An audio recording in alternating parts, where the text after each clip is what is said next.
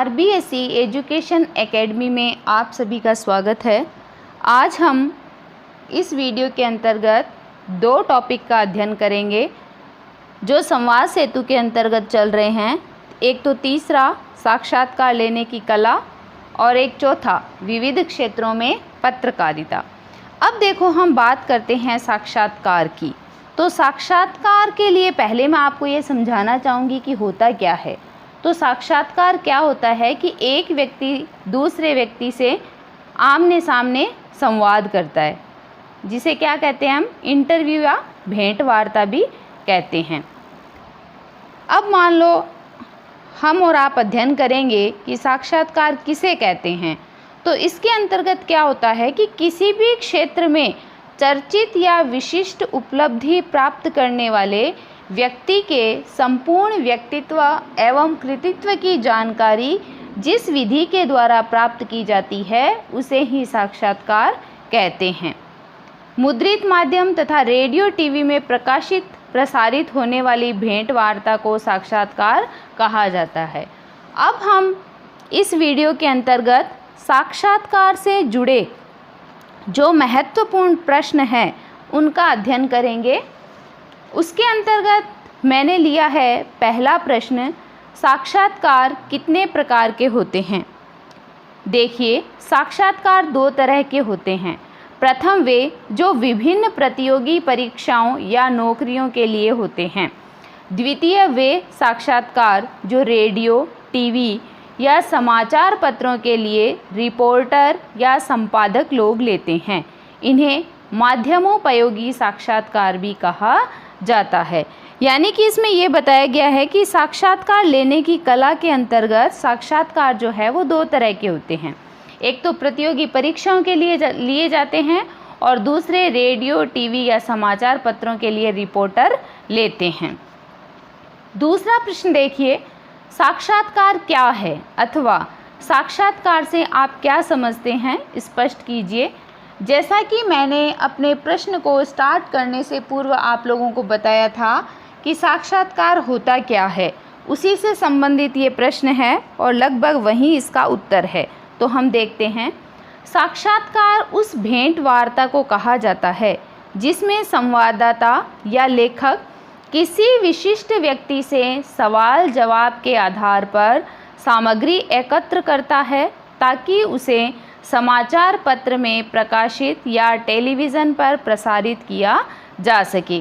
यानी कोई भी विशिष्ट व्यक्ति है जिसने कोई उपलब्धि हासिल कर रखी है, किसी भी विषय से जुड़ा हुआ है, डॉक्टर है, इंजीनियर है, चाहे कोई अच्छा नेता है, तो उसका क्या है, उसका सीधा प्रसारण या मान लो रिकॉर्डेड जो साक्षात्कार है वो दिखाया जाता है। और उससे पहले जो पत्रकार है वो भूमिका तैयार करता है कि कौन से सवाल है जो मुझे पूछने हैं, और जो साक्षात्कार देने वाला होता है वह उनके जवाब अपने अनुसार देता है।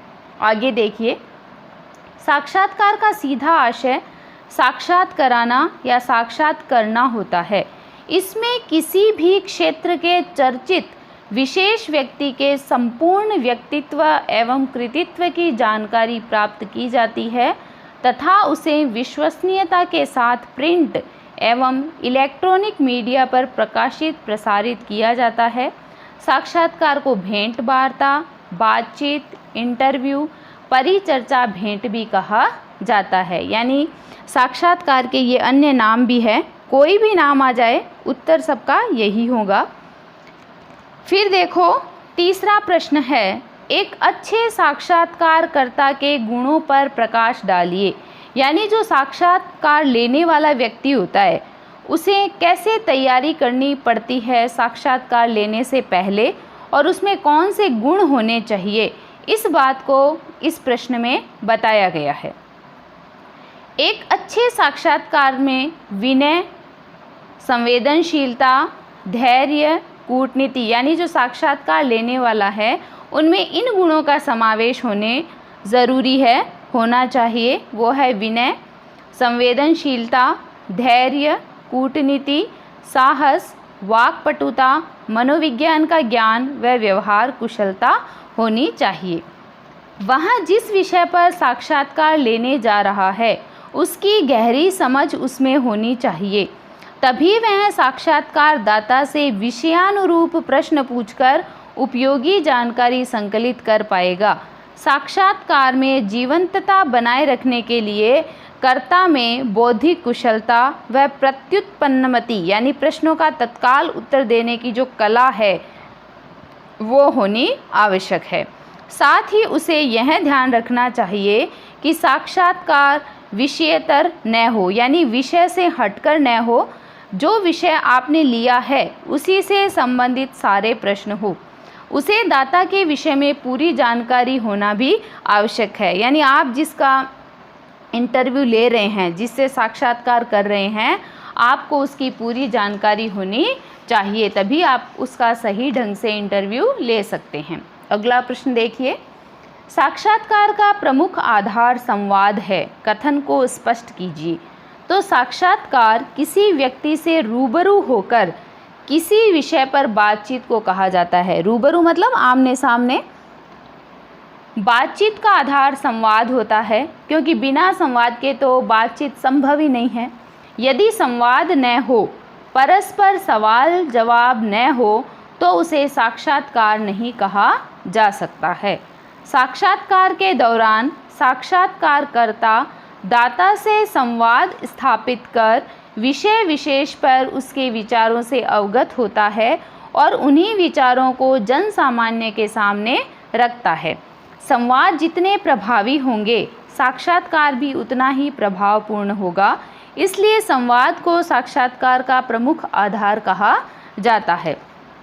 आपको जैसे स्पष्ट हो ही गया होगा कि साक्षात्कार का जो प्रमुख आधार है वो संवाद है। क्यों? क्योंकि इसमें ये बात बताई हुई है, एक तो क्या होता है, साक्षात्कारकर्ता होता है और एक क्या होता है, दाता होता है। यानी एक पूछने वाला और एक बताने वाला। तो जब इनके आपसी संवाद प्रभावी होंगे, तभी वह जन सामान्य पर प्रभावपूर्ण क्या है, अपना आधिपत्य छोड़ेंगे। तो कहने का अभिप्राय ये है कि साक्षात्कारकर्ता जो है, उसके जो संवाद है, उसके जो प्रश्न है, वो प्रभावी होने चाहिए। 5वां प्रश्न देखिए, प्रिंट मीडिया के लिए साक्षात्कार की विशेषताओं पर प्रकाश डालिए। प्रिंट मीडिया आपको पता ही है, मुद्रित माध्यम है। इसके लिए साक्षात्कार को लिखना पड़ता है। इस प्रकार के साक्षात्कार में दाता और कर्ता के हाव भाव, शारीरिक गतियों और वेशभूषा का कोई महत्व नहीं होता। क्यों? क्योंकि वह जो है साक्षात्कार वह छपा हुआ होता है, इसलिए इन सब बातों की उसमें कोई भूमिका नहीं होती।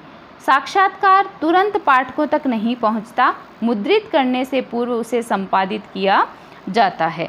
अतः साक्षात्कार में सुधार करने की पूरी संभावनाएं होती है और संपादक अपनी कुशलता से उसे प्रभावपूर्ण तरीके से प्रस्तुत करता है। इसमें समय सीमा का भी कोई प्रतिबंध नहीं होता। इसमें प्रश्नावली के माध्यम से भी दाता से साक्षात्कार लिया जा सकता है, जिसमें दाता व कर्ता का आमने सामने होना आवश्यक नहीं होता। इसकी शैली वर्णनात्मक व कथात्मक होती है।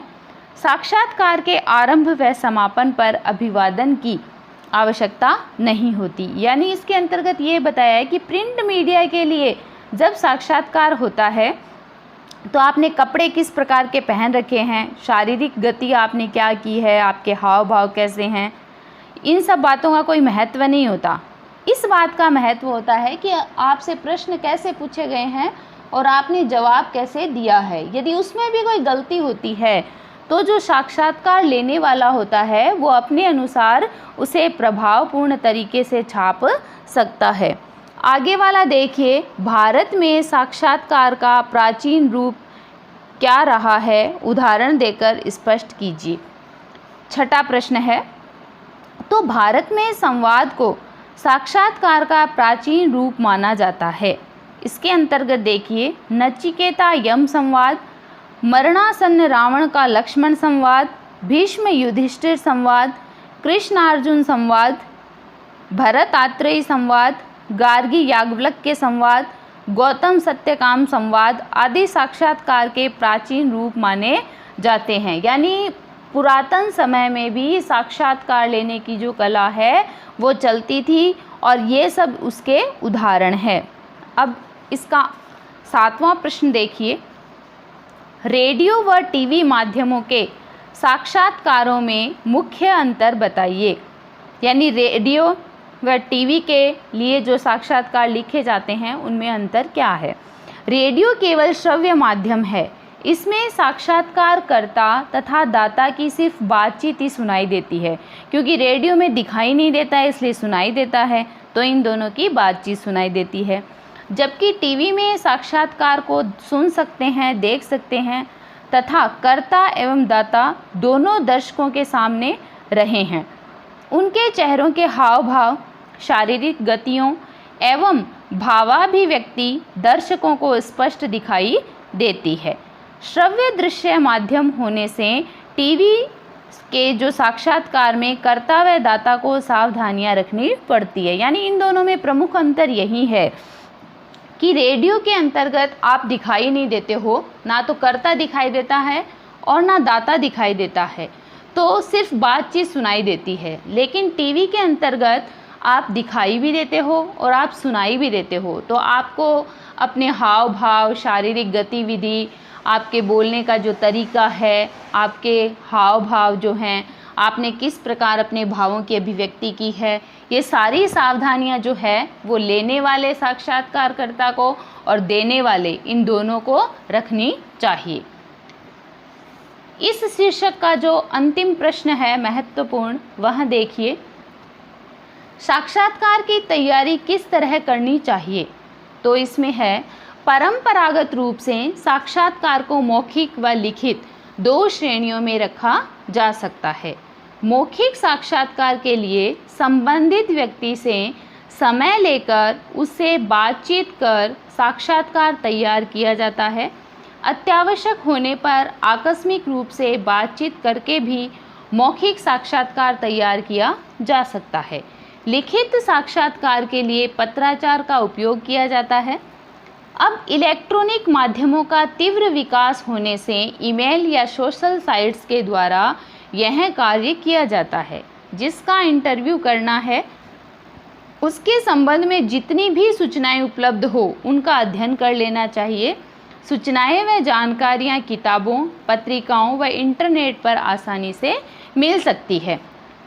यानी इसमें यह बताया गया है कि जब आप किसी का साक्षात्कार लेते हो तो उससे पूर्व आपको किस प्रकार की तैयारी करनी चाहिए। तो कोई भी व्यक्ति है जिसका आप साक्षात्कार ले रहे हो, तो उससे संबंधित जितनी भी जानकारी है वो सब पहले आपको इकट्ठी करनी चाहिए।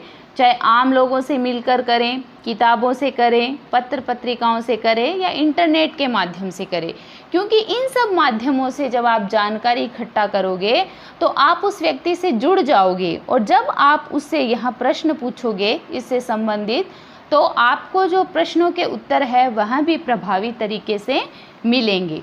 अब हम इसी के अंतर्गत अपना जो चौथा टॉपिक है संवाद सेतु का, विविध क्षेत्रों में पत्रकारिता, यहाँ से स्टार्ट करते हैं। इसमें भी मैंने कुछ महत्वपूर्ण प्रश्न लिए हैं।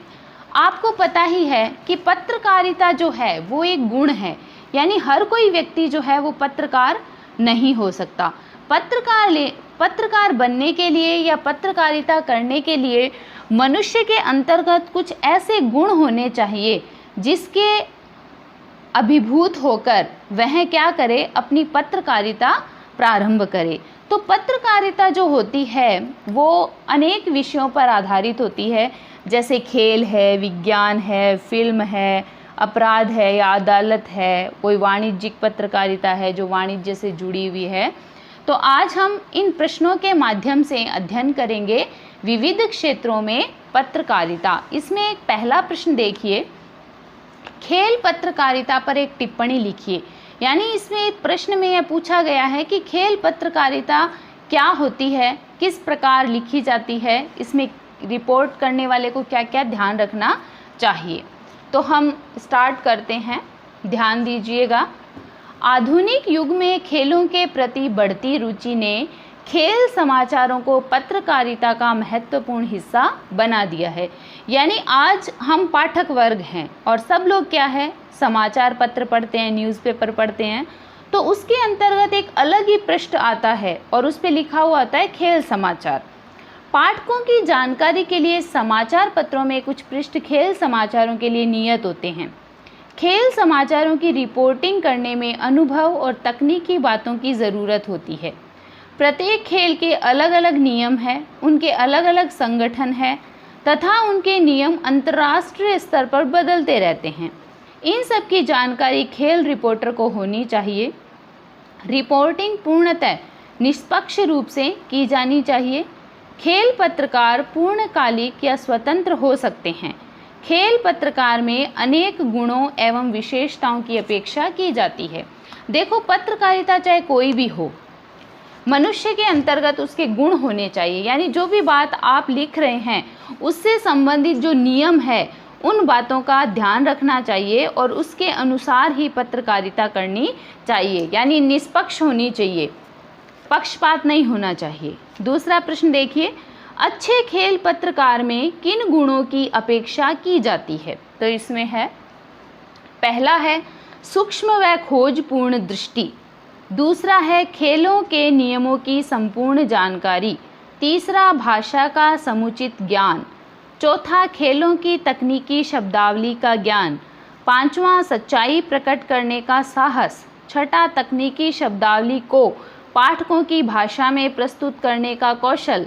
सातवां है पाठकों की रुचि का ध्यान रखते हुए निष्पक्ष प्रस्तुतिकरण का कौशल। आठवां है तेज गति से लिखने की क्षमता।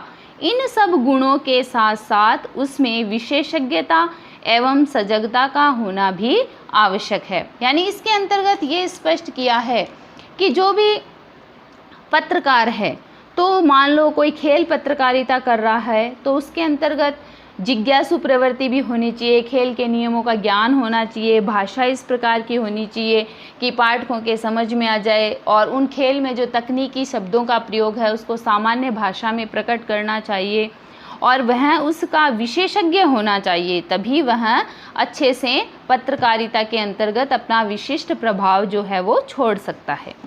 तीसरा प्रश्न देखिए, विज्ञान पत्रकारिता क्या है? वैज्ञानिक क्षेत्र में किसी कार्यक्रम, उपलब्धि या खोज की तह तक जानकारी प्राप्त करना तथा उसकी पृष्ठभूमि के बारे में बताना और भविष्य की संभावनाओं की जानकारी देना विज्ञान पत्रकारिता कहलाती है।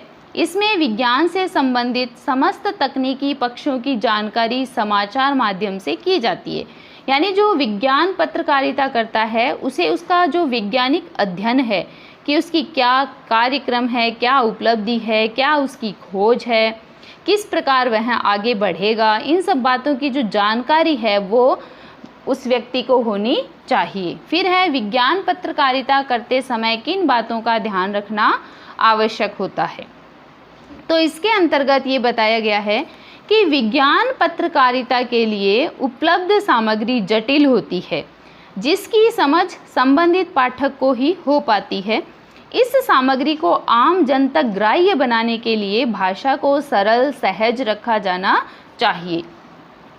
विज्ञान की जानकारी देने के दो तरीके हैं, मनोरंजक ढंग से तथ्यों को सिर्फ उनके शुद्ध रूप में देकर तथा तथ्य और जानकारी को ही पूर्ण समाचार मानकर उसके सामाजिक और राष्ट्रीय संदर्भ में प्रस्तुत करके।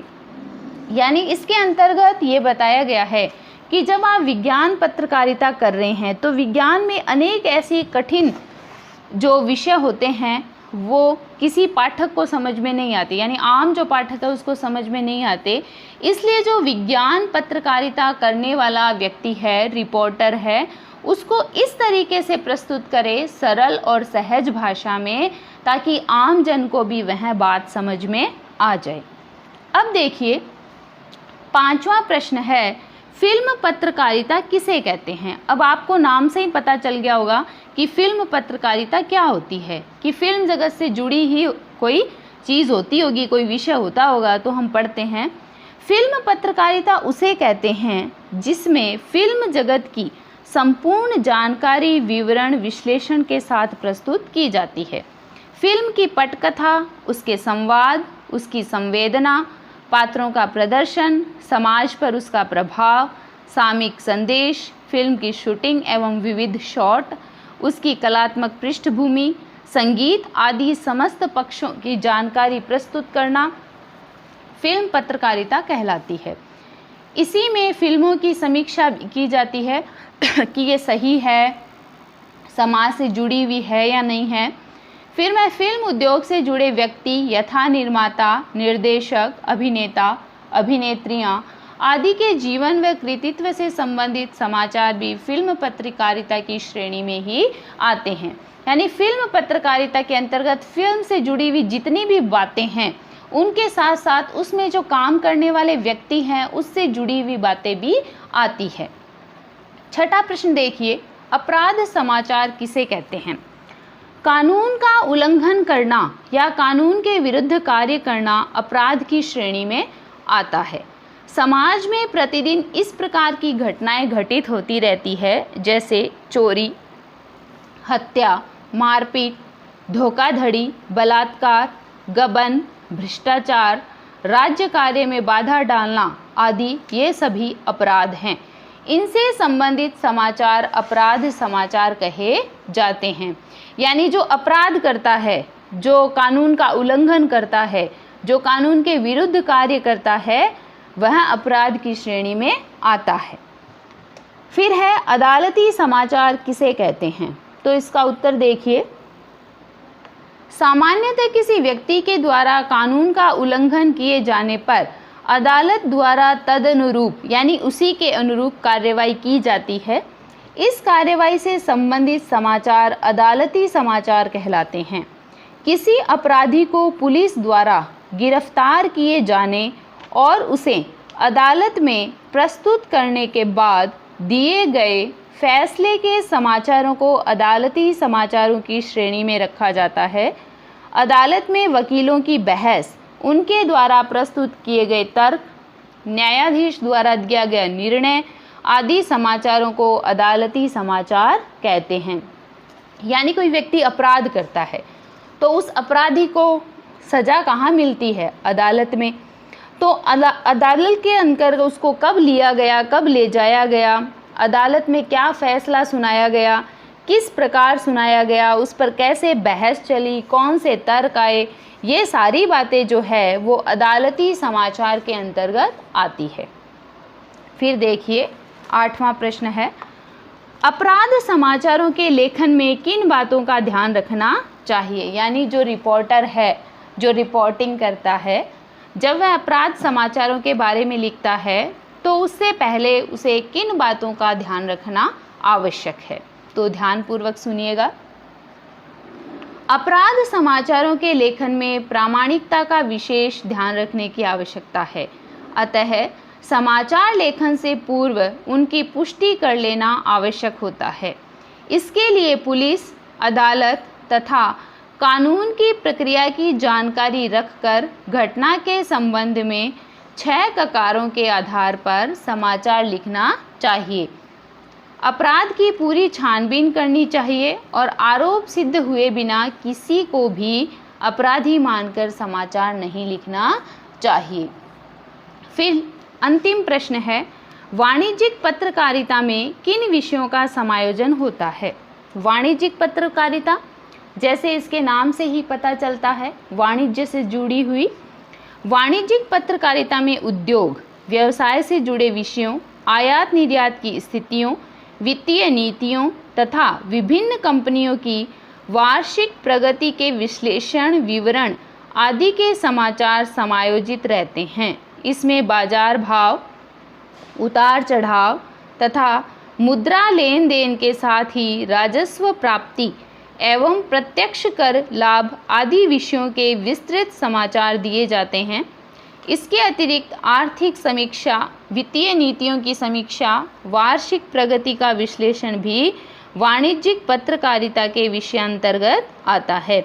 यानी इसमें ये समझाया गया है कि वाणिज्यिक पत्रकारिता के अंतर्गत उद्योग व व्यवसाय से जुड़ी हुई बातें आती है। भाई कहाँ से हम कितना आयात करते हैं, कितना निर्यात करते हैं, कौन सी कंपनियों में वार्षिक प्रगति किस प्रकार हो रही है, बाजार का भाव क्या है, उतार चढ़ाव कैसे है, मुद्रा के लेन देन किस प्रकार है, इन सब नीतियों पर समीक्षा की जाती है। आज हमने 2 टॉपिक का अध्ययन किया, एक तो साक्षात्कार लेने की कला और एक विविध क्षेत्रों में पत्रकारिता। अब संवाद सेतु का जो अंतिम टॉपिक है वह हम अपने अगले वीडियो में पढ़ेंगे, जिसका नाम है रिपोर्टाज, यात्रा वृतांत, डायरी लेखन, संदर्भ ग्रंथ की महत्ता।